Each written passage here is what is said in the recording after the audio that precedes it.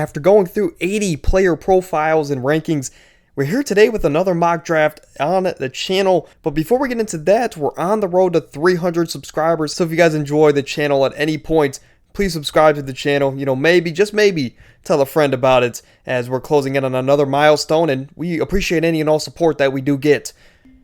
All right, enough of that though. We're here today with our second mock draft here on the channel. And I made a couple changes here. Last time we were using the Yahoo rankings, and obviously Bijan was going in like the end of the second, early third. So we're not going to use those as they're not up to date. Typically, I like to use Sleeper, but that's also not up to date. So we're going to stick over here on Fantasy Pros, and I'm going to try and use the Fantasy Football Pro Championship rankings here. Maybe we'll have a little bit better luck with that. But the scoring, I'm going to go half PPR, again, just to switch it up. We're going to go with the number 12 spot as over on Instagram. A quick plug, if you guys aren't following the account, go ahead and follow.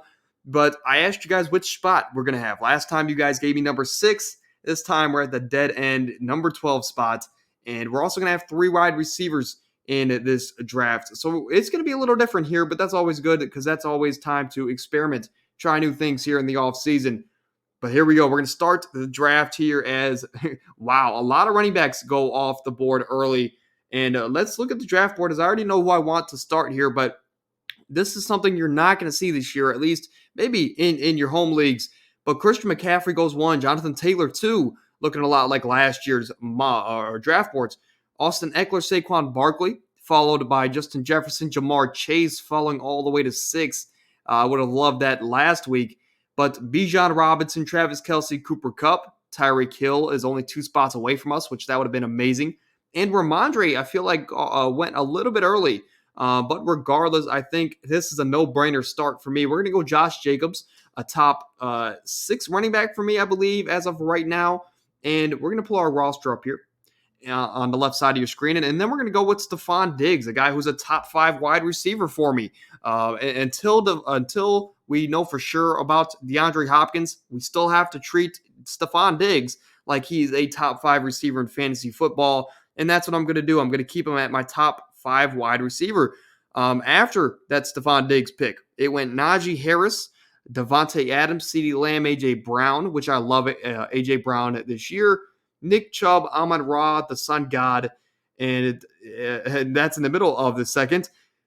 Following that Sun God pick, though, we had Tony Pollard, Derrick Henry, Breece Hall, Joe Mixon, and Travis Etienne. A run on running backs here to close off the second round, as these teams early in the 1 to 4 spots love the running backs. All 4 of those teams took 2 running backs in their first 3 rounds. Mark Andrews to start the third round. Garrett Wilson, Jalen Waddle. Love that pick in the third round. Kenneth Walker has team 4 starting with 3 running backs, which that is a questionable start, but some people don't adapt with fantasy football. T. Higgins, Devontae Smith, Chris Olave, Josh Allen, Pat Mahomes, and Jalen Hurts. As all 3 of these guys I would have loved. It would have been a no-brainer of a pick at the 3-4 turn, but they all go right before us. We're getting sniped here early in the fantasy offseason. And then TJ Hockenson. So we're here, and no tight ends that I want to take at this particular spot, so we're going to stay away from that. And I do see DK Metcalf, a guy who they did add Zach Charbonnet. They did add JSN this offseason. So I don't know if I want to go that route, but I do want to go with Jahmyr Gibbs, a guy who is the starting running back for the Detroit Lions. I picked him last mock draft, but he's a guy that's just going to get plenty of pass work, and that's always what you want on your fantasy football team. But moving over here, we're going to look just at the general view of the wide receiver position. We do have Keenan Allen. We do have Metcalf. A couple other guys are here. I would love Calvin Ridley on the next turnaround. So we're going to bank on that. But there's also a guy like Joe Burrow here, a guy who is my number 4 quarterback on the season as of right now.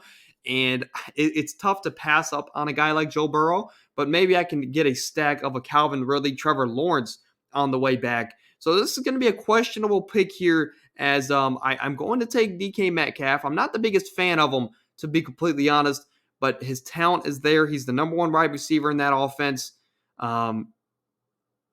Scratch that. We're gonna grab Joe Burrow. I'm not gonna overthink it, as we're gonna grab the number 4 quarterback. And to be completely honest with you, I'm going to take a quarterback early this year. I love to take those guys early. And of course, Lamar Jackson falls all the way to the end of this round. I would have loved a Lamar Jackson pick here. But we're still here. We're still here with one wide receiver in a three wide receiver league. A bit of a questionable start as the draft board is just not falling in our favor, right? But after our Joe Burrow pick, it went Dameon Pierce, DK Metcalf, Deebo Samuel, Amari Cooper, DJ Moore, Aaron Jones, J.K. Dobbins, Keenan Allen, and then after that, it was Miles Sanders, DeAndre Swift, and Dalvin Cook as the running back carousel continues with those early picks. To start the fifth round, we had DeAndre Hopkins as a free agent wide receiver go at this point, but that's just how talented he is. Chris Godwin, Christian Watson's a great pick. Terry McLaurin, Calvin Ridley, Drake London, Justin Fields, Cam Akers, Rachaad White, James Conner, and Tyler Lockett went right before us. And now would be a position where I would like to take a George Kittle, a guy who is, in my opinion, the number 4 tight end on the season. But we're here at receivers. We do have Jerry Jeudy. I expect that offense in Denver to take a step up this upcoming year. There's Mike Williams, a guy who I would like to take. But just overall looking here at the positions, Isaiah Pacheco could be an interesting pick. Javonte Williams could be a very interesting pick. It really sucks that the draft board did not fall in our favor. But with all that being said, I think I'm going to go. All right, we're going to go with Christian Kirk here, a guy who it's a questionable pick, I know, but Christian Kirk is a guy that is going to be playing the slot role in that Jacksonville offense. I believe Trevor Lawrence is going to take a step up this year and play at an MVP level, and that's kind of why I had Calvin Ridley in my early wide receiver rankings as a top 20 receiver. But I'm still going to get a piece of that offense. I'm still going to get the slot receiver, maybe the guy that has the most chemistry with Trevor Lawrence on the field. I would like to take a Mike Williams here. Jordan Addison is another guy that comes to mind. But I'm going to go and take George Kittle, a guy who's my number 4 tight end on the year. Last year, he had his career high in touchdowns with 11 of them. That's a ton of touchdowns if you're new to football. But, whoever is that quarterback, whether if it's excuse that pop up there, but whether if it's Trey Lance or Brock Purdy or Sam Darnold, I believe the production's always going to be there for Mr. George Kittle. And to me, my decision is pretty easy here. I'm going to take a Jordan Addison stake here, and I believe an Alvin Kamara pick here finally makes sense, as we know his actions off the field might cost him a couple games, but when he's on the field, there's no denying the talent. He's a PPR monster. And let's just take a quick look here at the board. But I love that pick there. I love Alvin Kamara in the 8th round, as everybody has a value, right? Everybody has a spot on your draft boards. And this is just where I would be comfortable taking a guy like that could easily be my best back on my team with the passing work from Derek Carr. But moving over here to our team, we have a full starting lineup, uncoincidentally, right?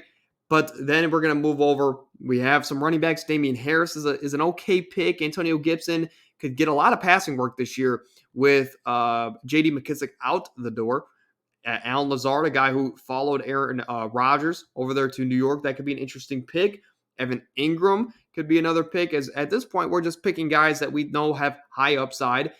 We could attack the receiver position even more in case Jordan Addison doesn't work out the way I believe he can as a wide receiver. So with that being said, we are going to take Alan Lazard, a guy who does have chemistry with Aaron Rodgers, and Rodgers loves his chemistry guys.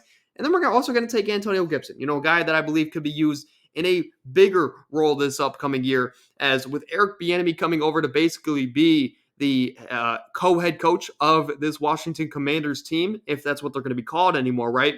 But I believe, with J.D. McKissic out the door, with Brian Robinson being that workhorse running it back, right, quite literally, Antonio Gibson could finally get a lot of that passing work, as Eric Bieniemy's coming with an offense that just had Jerick McKinnon.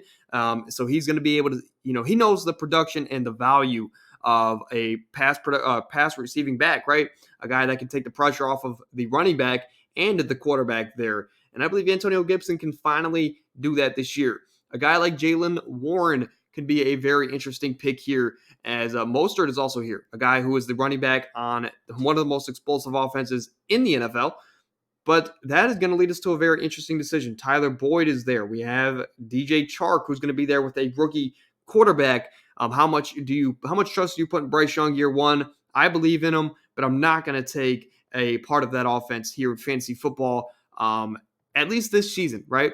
But moving over, I think one of these picks is going to be Jaylen Warren, strictly betting on the upside of a guy like that behind Najee Harris. This is a guy that Jaylen Warren, he can rack up all those catches. He can be that guy that makes Najee Harris an afterthought. As crazy as that might sound, but we're going to go with Jaylen Warren, and then we're going to follow up that pick as it's tempting. Rondale Moore is there pretty much by himself there with Hollywood Brown in Arizona, but who's going to throw them the ball? Is it going to be Kyler Murray for the majority of the year, or if they're going to suck that bad, do they just keep Kyler Murray out the entire year? That's something we're going to have to see. But as of right now, I have my questions on John Gannon as their head coach. But there's a lot of running backs here on the board. I wouldn't mind grabbing another quarterback, another tight end. I should have made the bench deeper, right, in these leagues. But I am going to go Dalton Schultz, a guy who is going to be C.J. Stroud's best friend on the football field. And he's going to be their main target, I believe, in that offense. A guy that rookie quarterbacks love. They love to get the ball out quick and efficiently. Best way to do that is to your big body tight end or to a receiving back. Dalton Schultz can be that reliable tight end there for CJ Stroud in Houston. But just to recap here, this is the last pick of the draft, and we can get crazy with this last pick. We can go AR-15, which in your real life drafts, he will be going in rounds probably 8 through 10, right?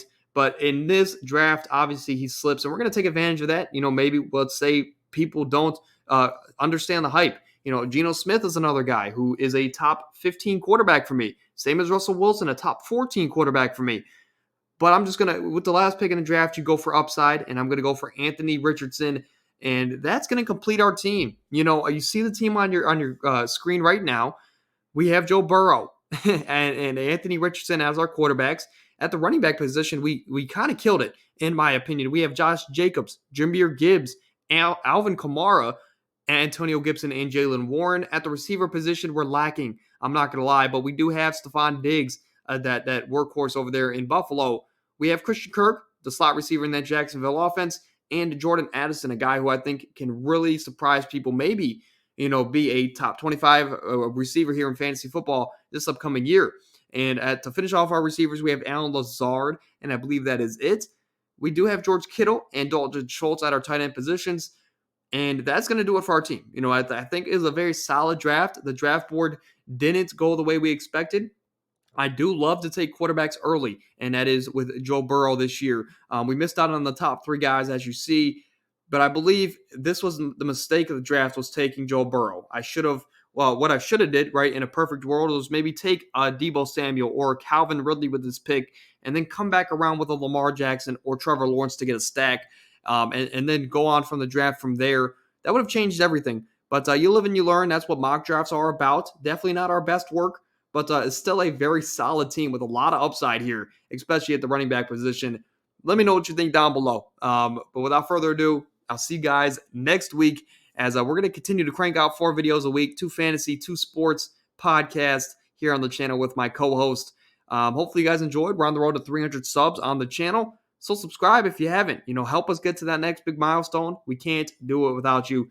But until Tuesday, we're out.